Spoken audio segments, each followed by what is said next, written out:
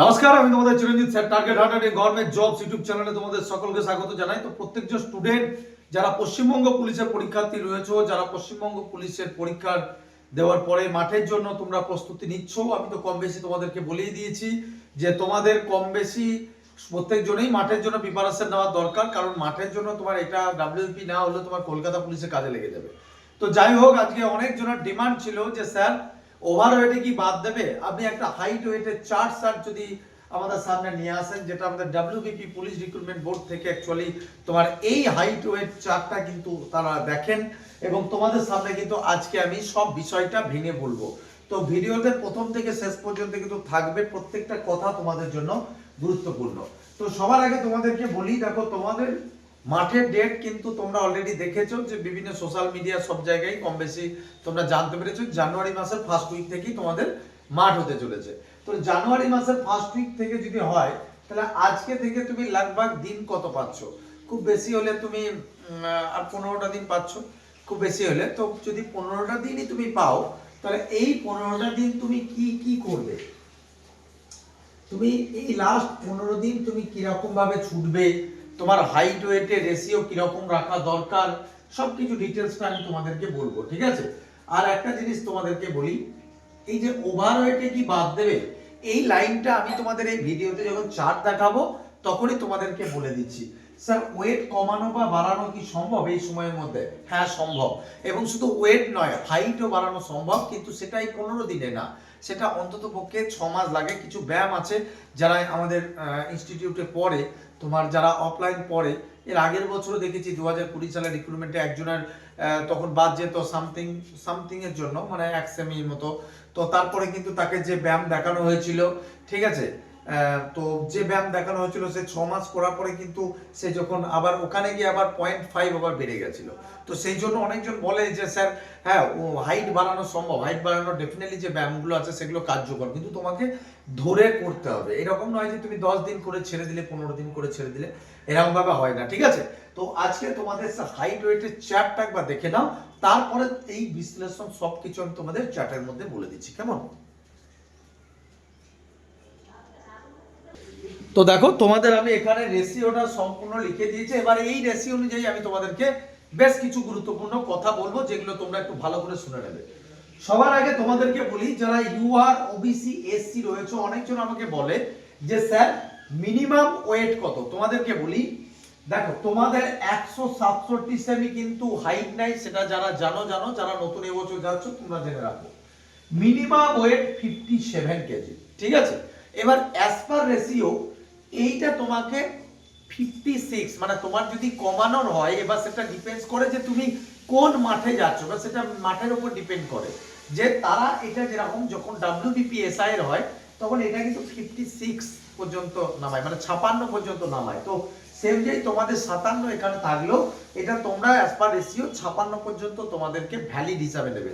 এবার ধরো কারোর ওয়েট ধরো 56 নিচে হয়ে গেল, তোমাদেরকে কিন্তু একবার সুযোগ হয়তো দেবে জল টল খেয়ে বা যাই হোক কলা টলা খেয়ে চিড়ে টিড়ে খেয়ে বাড়ানোর জন্য। তো যদি এটা না হয়ে থাকে তাহলে ডেফিনেটলি তোমাকে বাদ দিয়ে দেবে, বোঝা গেল? এর আগে আমরা আপ গাড়ির যদি দেখে থাকি 50 গ্রামও বাদ দিয়েছে। তো সেই জন্য বলছি, যারা ওভার ওয়েট নিয়ে আছো, তোমার এই যারা লোয়ার ওয়েট আছো, তোমরা কিন্তু খুব সমস্যা। তোমরা কিন্তু এখন থেকে তোমরা খাওয়া দাওয়া ঠিক রাখো, ডিম খাও, তোমরা একটু দুধের সর খাও বা ভাতের ফ্যান খেতে পারো, ঠিক আছে? যেগুলো ওয়েট গেনার, যেগুলো তোমরা তোমার বাদাম জাতীয় জিনিস খেতে পারো। আমি তো ভিজে ভাত খেতে বলি, পান্তা ভাত খেতে বলি, ঠিক আছে? পান্তা ভাত আবার চপ দিয়ে খেয়ে নিও না, তাহলে আরো কমে যাবে, বোঝা গেল? তো যাই হোক, এইগুলো এইরকম ভাবে তোমরা চেষ্টা করো এখন থেকে যেন তোমার প্রপার, কারণ 15 থেকে 20 দিন তুমি হাতে পাচ্ছ। আর যদি ধরো 15 তারিখ হয়ে গেল, তো যদি 5 তারিখ থেকেই মাঠ হয় তাহলে মানে এদিকে 15 দিন 20 দিনের দিন মাঠ হবে, ঠিক আছে? আর অ্যাজ পার রেশিও 78 সেন্টিমিটার বুকের ছাতি লাগবে। এর আগে তোমরা দেখছিলাম রানাঘাট ব্রাঞ্চে কিন্তু একদিন মাপজোক করছিলাম, অনেক ভিউ হয়েছে ভিডিওটা। তো রানাঘাট ব্রাঞ্চের স্টুডেন্ট কেন, সব ব্রাঞ্চের স্টুডেন্টকেই মাপজোক করি, এবং তোমাদেরকেও বলছি তোমরা প্রপার তোমরা একটু মাপজোকটা ঠিক রেখে কাউকে দিয়ে, এটার জন্য কোনো ট্রেনারের কাছে গিয়ে ট্রেন করার দরকার নেই। পশ্চিমবঙ্গ পুলিশের ছোটার জন্য প্রত্যেকদিন সকালবেলায় 5 কিলোমিটার দাও, বিকালবেলায় 6.5 মিনিট ধরে 1600 মিটার দাও।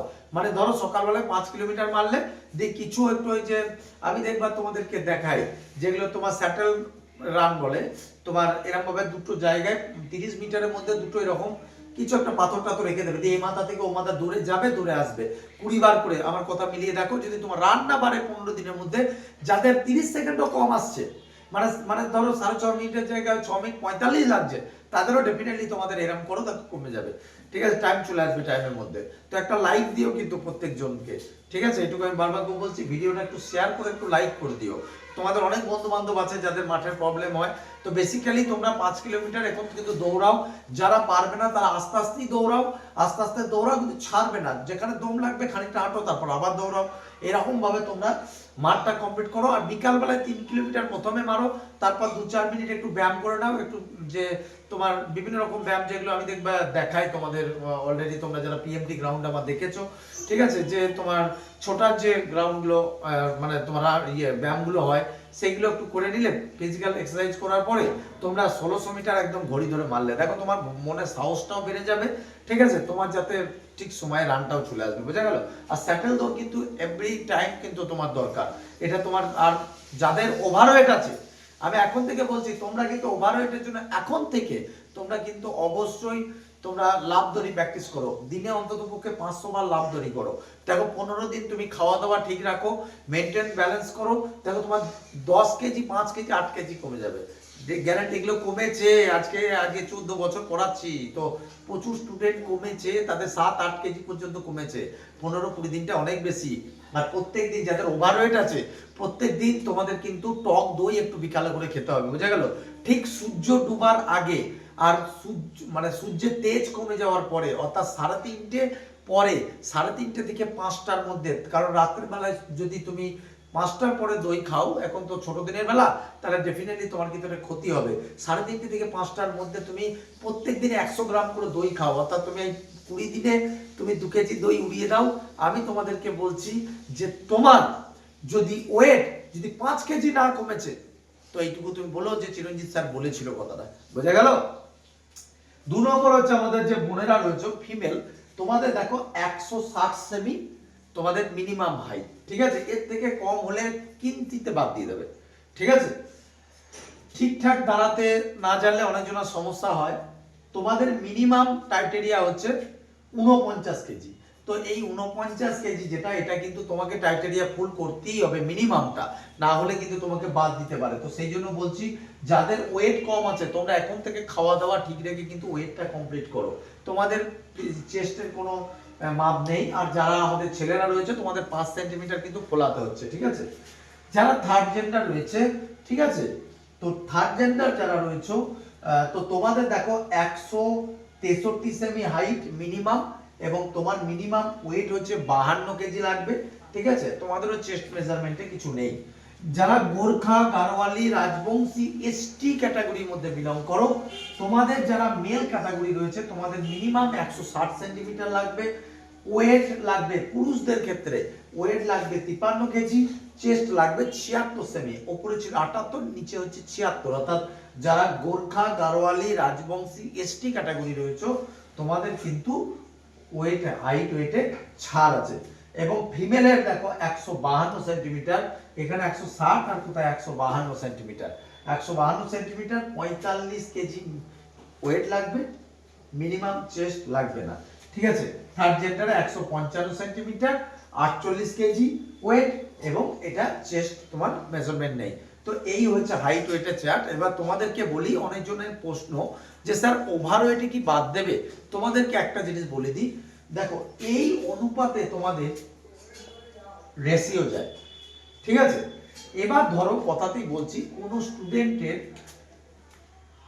হাইট হচ্ছে, ধরো আমি সাপোজ একটা উদাহরণ দিচ্ছি, 173 সেমি। এবার ধরো তার ওয়েট 83 to 85, তাহলে স্যার আমার তো হাইট আছে, তাহলে আমি কি বাদ যাব?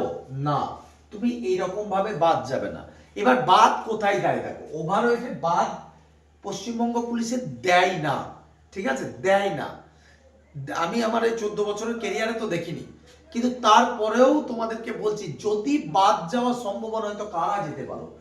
ধরো কারোর একজনের হাইট আছে 172, তো সেই জায়গাটায় তুমি ধরো তোমার ওয়েট হয়ে যাচ্ছে 90 কেজি প্লাস, তুমি এমনি ধরতে পারবে না, সেটা কথা নয়। তো সেক্ষেত্রে কিন্তু তোমাকে ওভার ওয়েটে বাদ দিয়ে দেবে, ঠিক আছে। মোটামুটি তোমার 172 সেন্টিমিটারে তোমার সব সময় রাখতে হবে, ওয়েট রাখতে হবে তোমার 70 থেকে 78 এর মধ্যে ওয়েট রাখতে হবে।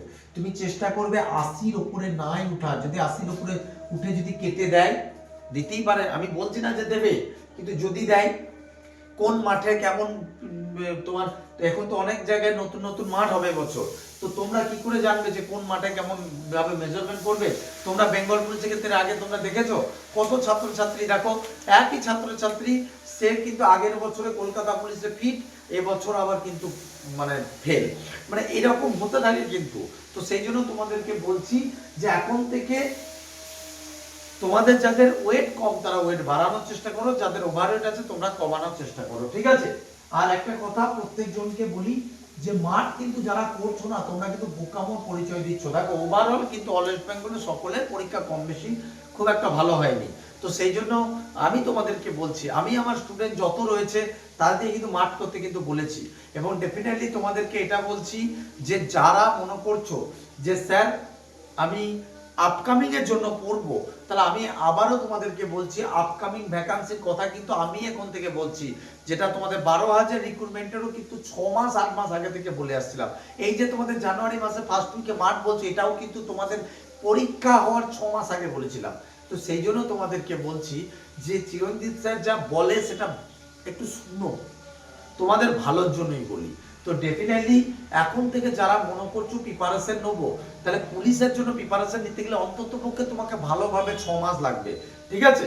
তো যদি মনে করো স্যার আপনার কাছে পড়বো, নতুন ব্যাচ একদম পাবে, তুমি অনলাইনে অফলাইনে দুটোতেই পাবে, অফলাইনে জানুয়ারি থেকে পাবে এবং অনলাইনে সামনের সপ্তাহ থেকে পাবে, ঠিক আছে।